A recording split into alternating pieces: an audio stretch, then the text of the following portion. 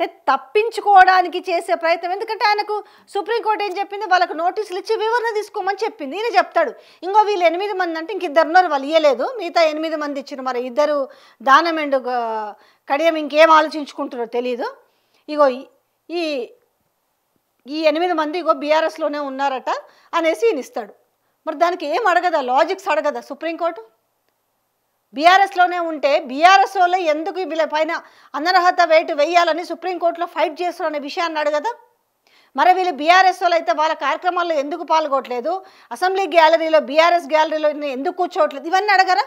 So ఎంత రాజ్యాంగం అంటే ఎంత అపహాస్యం అయిపోయిందంటే, ముందు ఇక్కడ నేను వీరుణ్ణి, నేను శూరుణ్ణి, నేను ధీరుణ్ణి అని చెప్పుకున్న రేవంత్ రెడ్డికి సర్వే తెచ్చిపెట్టేది చిక్కు.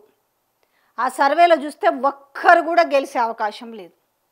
ఈ నేపథ్యంలో ఏం చేస్తారు, ఇప్పుడు ఇక్కడ బీసీ రిజర్వేషన్ క్లియర్ కాకముందుకే బీహార్లోనే దాన్ని సభ పెట్టే ప్రయత్నం చేస్తున్నారంటే వీళ్ళు ఎంత పచ్చి అబద్ధాల కోర్లో అర్థమవుతుంది.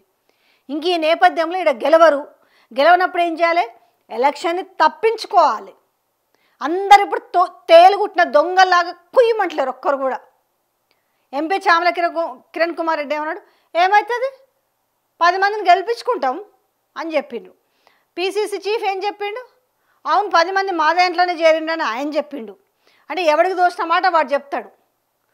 ఈయన రేవంత్ రెడ్డి నిండు అసెంబ్లీలోనే చెప్పిండు కదా, అప్పుడు రాని బై ఎలక్షన్స్ ఇప్పుడు ఎట్లా వస్తాయని ఈయన మాట్లాడిండు. నేను ఒక్క గేటు తెరిస్తేనే ఇంతమంది వచ్చిండ్రు అని కూడా మాట్లాడిండు. మరి ఇవన్నీ ఏమంటారు? నిజంగా వాళ్ళకు ఒక మనస్సాక్షి అనేది ఉంటే ఇవాళ వాళ్ళు సమాధానం ఇచ్చారు కదా, సమాధానం వాళ్ళని గింతనన్న పొడుస్తలేదా? రాజకీయ నాయకులకు ఇదంతా ఎట్లుంటుంది అని అంటారా?